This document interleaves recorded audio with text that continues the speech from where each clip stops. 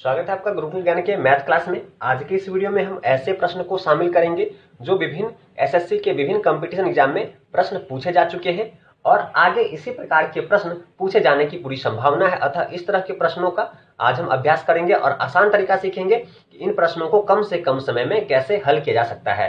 तो वीडियो को पूरा देखिए, आपको मजेदार ट्रिक्स सिखाएंगे जिसके माध्यम से इस प्रकार के प्रश्नों को आप आसानी से हल कर पाएंगे। तो चलिए लेते हैं पहले प्रश्न को देखते हैं। पहला प्रश्न कह रहा है कि -10 से 35 तक की 5 से विभाज्य प्राकृत पूर्णांक संख्याओं का औसत क्या होगा। तो देखिए, आपसे कहा जा रहा है प्राकृत संख्याओं की बात की जा रही है। इसमें यह ध्यान रखेंगे, प्राकृत संख्याओं की बात की जा रही है। कंडीशन है कि वह 5 से विभाज्य होना चाहिए। तो देखिए, प्राकृत संख्याएं हमेशा धनात्मक होती है, ऋणात्मक होती नहीं है। 5 से विभाज्य होनी चाहिए, यानी कि पहली प्राकृत संख्या देखिए जो 5 से विभाज्य होगी वह 5 होगा। इसी प्रकार दूसरा 10 होगा, 15, 20, 25, 30 और 35। ये संख्याएं 35 तक की संख्याओं की जो 5 से विभाज्य होंगी, ये वे प्राकृत संख्याएं होंगी जो 5 से विभाज्य है। अब इन संख्याओं का आपसे पूछा क्या जा रहा है? औसत। क्या पूछा जा रहा है? लिखिए, औसत पूछा जा रहा है। कुछ नहीं, पहला संख्या जोड़ अंतिम संख्या। पहला आपका 5 हो गया, अंतिम आपका 35 हो गया, बट्टे में कर दीजिए 2। अब इन दोनों को जोड़ लेंगे, 5 और 35 आपका हो गया 40, 40/2। क्या गया? 40/2। 2 से 40 आपका कट गया कितनी बार में? 20 बार में। अतः 20 क्या होगा? हमारा औसत संख्या होगा और यही हमारे इस प्रश्न का क्या हो जाएगा? आंसर हो जाएगा। तो काफी सरल प्रश्न था। आगे हम इन्हीं प्रश्नों का लेवल बढ़ाएंगे ताकि एग्जाम के लिए आप और बेहतर तैयार हो सके। तो चलिए इसी क्रम में लेते हैं अगले प्रश्न को और उसे हल करते हैं।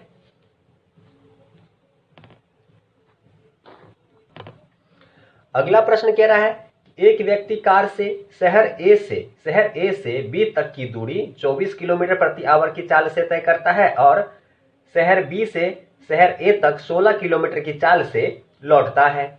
उसकी पूरी यात्रा की औसत चाल ज्ञात कीजिए। हमें क्या औसत चाल ज्ञात करना है? एक व्यक्ति ए शहर से बी जाता है और बी से पुनः ए लौटता है। तो दो कंडीशन दिया गया है। पहले वह जाता है 24 की चाल से, फिर 16 की चाल से, 16 किलोमीटर प्रति आवर की चाल से वापिस लौटता है। 2 चक्कर काटते हैं इसलिए गुना कर देंगे 2 से। बट्टे में कुछ नहीं, पहला जो चाल है 24 जोड़ दूसरा जो लौटता है 16 किलोमीटर प्रति आवर प्लस 16। अब इसे आप हल कर लीजिए। इसे हल करेंगे तो देखिए 2 गुने 24 गुने 16 बट्टे में आपका क्या आएगा? 24 और 16 40। अब इसे 40 को देखिए 4 चौका 16, 4 दाहिने 40, 10 बार में कट गया। 4 दूनी 8, 8 चौक 32 का 2, 8 चौक 32 का 2, 3, 8 दूनी 16 और 3 19। 19 बट्टा क्या आएगा? 10 आ जाएगा। इसे हल करेंगे तो इसे हम लिख सकते हैं 19.2 और यही क्या होगा? 19.2 आएगा। 19.2 आएगा, ये क्या होगा? किलोमीटर प्रति आवर और यही क्या होगा? हमारा इस प्रश्न का औसत चाल हो जाएगा और यही सटीक आंसर हो जाएगा। इस तरह के प्रश्नों को आसान कैलकुलेशन से इस प्रकार से आप हल कर सकते थे। काफी सरल प्रश्न था। उम्मीद है आपको यह तरीका या कॉन्सेप्ट समझ में आया होगा और इसी तरीके का अभ्यास कीजिए ताकि एग्जाम में कम से कम समय नष्ट करते हुए आप आसानी से इस तरह के प्रश्नों को हल कर सके। तो चलिए इसी प्रकार के महत्वपूर्ण प्रश्न को लेते हैं और आसान तरीके से कैसे उन प्रश्नों को हल किया जा सकता है उस विधि को सीखते हैं। तो लेते हैं अगले प्रश्न को। अगला प्रश्न आपसे कह रहा है कि 24 चूड़ियां खरीदने पर ईसा को 6 चूड़ियां मुफ्त में मिलती हैं। गणना करें कि ईसा को कितने प्रतिशत की छूट मिलती है। तो देखिए, वह 24 चूड़ियां खरीदती है, ठीक है, और 6 इसके बाद उसे मुफ्त मिल जाता है। तो हम देखते हैं उसे कुल कितने 30 चूड़ियां मिल जाती हैं। तो देखिए 6 का छूट मिलता है, कितनी? कुल चूड़ियां आपकी 30 हो जाती है। प्रतिशत निकालना है, गुने में 100 कर दीजिए। अब देखिए इसे हल करेंगे, 0 से 0 कट गया, 3 दूनी 6। तो हम देखते हैं कुल उसे 20% का क्या होता है? छूट मिलता है और यही हमारे इस प्रश्न का क्या हो जाएगा? आंसर हो जाएगा। तो बस बहुत ही साधारण प्रश्न था। आपको इस तरह के प्रश्नों का अभ्यास होना जरूरी है इस तरह के कॉन्सेप्ट से इस तरह के प्रश्नों को हल करेंगे तो आसानी से समझेंगे भी और आसानी से कम समय में इस तरह के प्रश्नों को आप हल भी कर पाएंगे।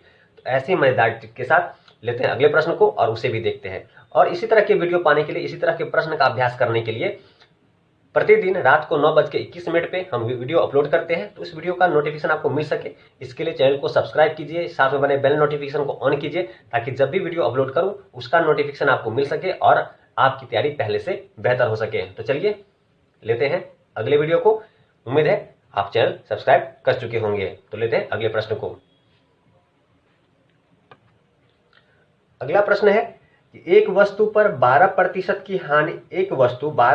की हानि पर बेची गई।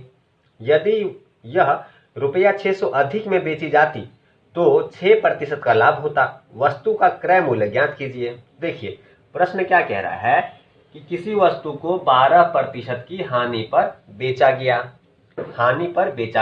ठीक है, हानि पर बेचा गया। अगर क्या करते, अगर देखें तो अगर हम 6% का हमें लाभ होता जब इस पे क्या करते, 630 रुपये अधिक में बेचते। तो देखिए 12% की हानि हो रही है, तो सबसे पहले इसे हमें उस स्थिति में लाना होगा जहां हमें न लाभ होगा न प्रॉफिट होगा। तो हमें क्या करना पड़ेगा, इस 12% से 12% वस्तु का दाम बढ़ाना पड़ेगा, तब जाके जो हानि हो रही थी वह हानि मेकअप होगा और वो ना लाभ होगी ना हानि होगी। इस स्थिति में हम आ जाएंगे।